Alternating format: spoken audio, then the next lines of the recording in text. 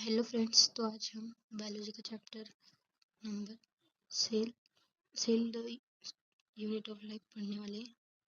ठीक है, तो शुरू करते हैं।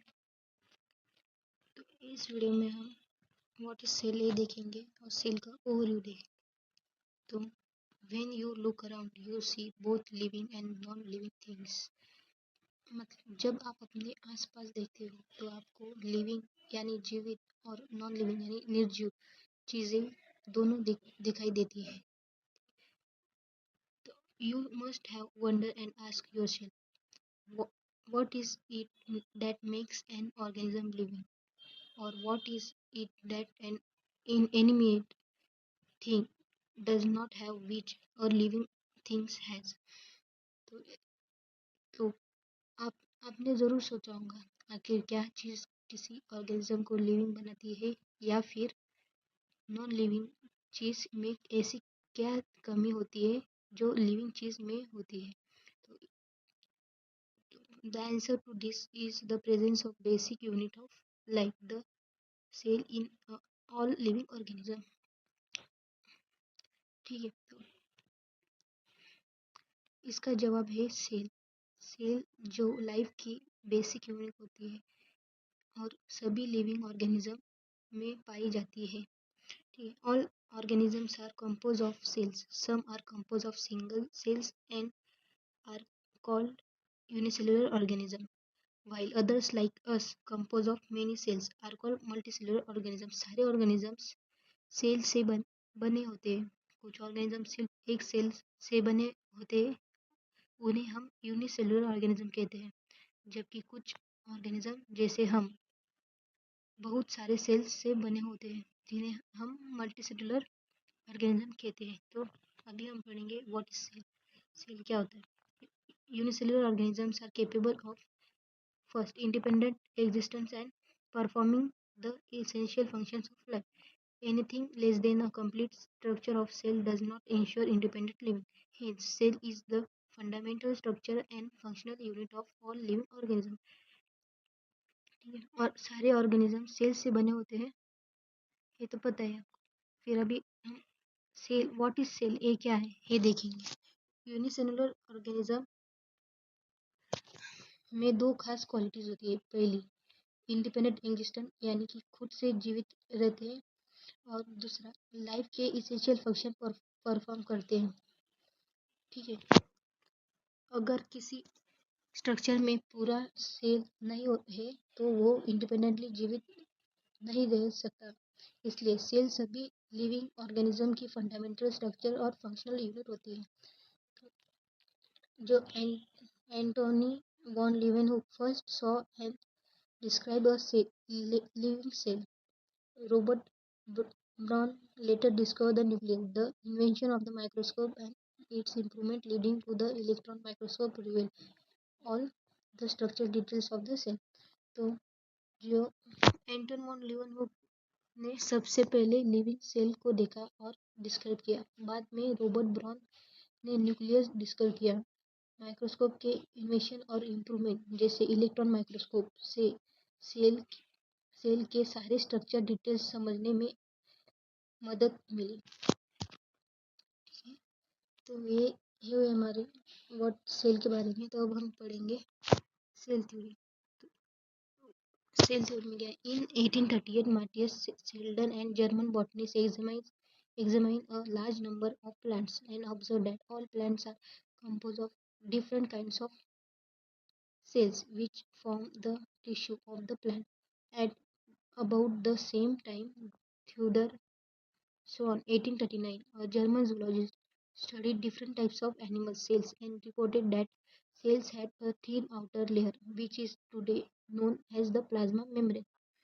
1838 में जर्मन बॉटनिस्ट माथियस शेल्डन ने कई प्लांट्स का स्टडी करके ऑब्जर्व किया कि सभी प्लांट्स अलग अलग टाइप्स के सेल से बने होते हैं जो मिलकर प्लांट टिश्यू बनाते हैं। लगभग उसी टाइम 1839 में जर्मन जूलॉजिस्ट थ्योडर शॉन ने एनिमल्स की डिफरेंट सेल्स का स्टडी किया। उन्होंने बताया कि सेल्स के बाहर एक पतली आउटर लेयर होती है जिसे आज हम प्लाज्मा मेम्ब्रेन कहते हैं। He also concluded, based on his studies on plant tissue, that the presence of cell wall is unique character of the plant cells.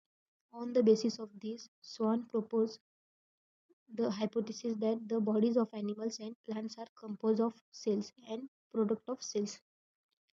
तो उन्होंने उन्होंने ये भी कंक्लूड किया कि सेल वॉल सिर्फ प्लांट सेल्स की एक खास पहचान होती है.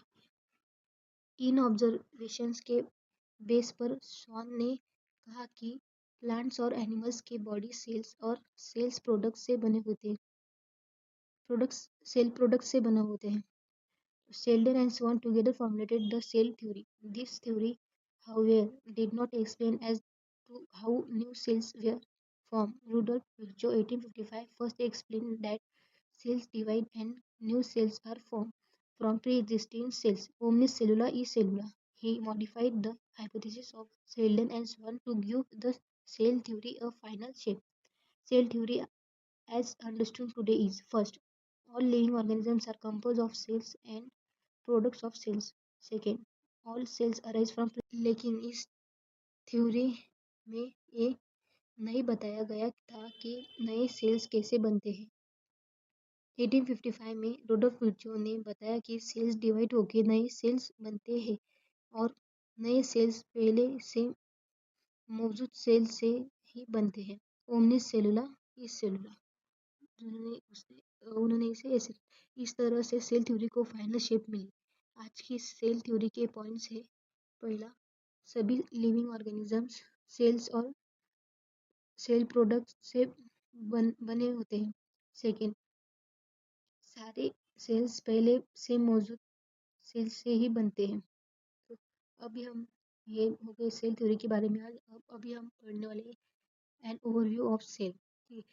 You have earlier observed cells in an opinion peel and or human cheek cells under the microscope. Let us recollect their structure. The onion cell, which is a typically plant cell, has a distinct cell wall as its outer boundary, and just within it is the cell membrane. The cell of the human cheek have an outer membrane as the delimiting structure of the cell. Inside each cell is a dense membrane-bound structure called nucleus. These material DNA cells that have membrane-bound nuclei are called eukaryotic, whereas cells that lack a membrane-bound nucleus are prokaryotic. In both prokaryotic and eukaryotic, a semi-fluid matrix called cytoplasm occupies the volume of the cell. The cytoplasm is the main arena of cellular activities in both the plants and animal cells. Various chemical reactions are occurs in it to keep the cells in the living state. तो आपने पहले onion पील और human chip sales microscope के नीचे देखे होंगे. उनकी structure याद करते हैं. ऑनियन सेल्स जो एक टिपिकल प्लांट सेल होता है, उसके बाहर सेल वॉल होती है और उसके जस्ट अंदर सेल मेम्ब्रेन होती है. ह्यूमन चिक सेल यानी कि एनिमल सेल में सिर्फ सेल मेम्ब्रेन आउटर बाउंड्री होती है. हर सेल के अंदर एक डेंस मेम्ब्रेन बाउंड स्ट्रक्चर होता है जिससे न्यूक्लियस कहते हैं. न्यूक्लियस के अंदर क्रोमोसोम्स होते हैं जिसमें जेनेटिक मटेरियल होता है. जिन सेल्स में मेम्ब्रेन बाउंड न्यूक्लियस होता है उन्हें यूकैरियोटिक सेल कहते हैं और जिनमें मेम्ब्रेन बाउंड न्यूक्लियस नहीं होता है उन्हें प्रोकैरियोटिक सेल कहते हैं. दोनों टाइप के सेल्स प्रोकैरियोटिक और यूकैरियोटिक में एक सेमी फ्लूइड मैट्रिक्स होता है जिसे साइटोप्लाज्म कहते हैं. साइटोप्लाज्म सेल्स का मेन एरिया होता है जहाँ केमिकल रिएक्शन होती है जो सेल को लिविंग स्टेट में रखती है. न्यूक्लियस के अलावा यूकैरियोटिक सेल्स में और भी मेम्ब्रेन बाउंड स्ट्रक्चर होते हैं जिन्हें सेल ऑर्गेनेल्स कहते हैं, जैसे endoplasmic reticulum, Golgi complex, lysosomes, mitochondria, microtubules और वैक्यूल्स. प्रोकैरियोटिक सेल्स में ऐसे मेम्ब्रेन बाउंड ऑर्गेनेल्स नहीं होते हैं. ठीक है. Ribosomes are non membrane bound organelles found in all cells, both eukaryotic as well as prokaryotic. Within the cell, ribosomes are found not only in the cytoplasm but also within the two organelles, chloroplast, implants, and mitochondria, and on rough endoplasmic reticulum. Animal cells contains another non-membrane bound organelle called centrosomes, which helps in cell division. So, the ribosomes जो होते हैं non membrane bound ribosomes जो होते हैं वो non membrane bound होते हैं जो सभी सेल्स में मिलते हैं चाहे चाहे वो चाहे वो यूकैरियोटिक हो या प्रोकैरियोटिक। राइबोसोम्स साइटोप्लाज्म में सिर्फ ईआर पर और माइटोकॉन्ड्रिया और क्लोरोप्लास्ट प्लांट्स में के अंदर भी होते हैं। एनिमल सेल्स में एक और नॉन मेम्ब्रेन बाउंड ऑर्गेनल होता है जिसे हम सेंट्रोसोम्स कहते हैं जो सेल डिवीजन में मदद करता है।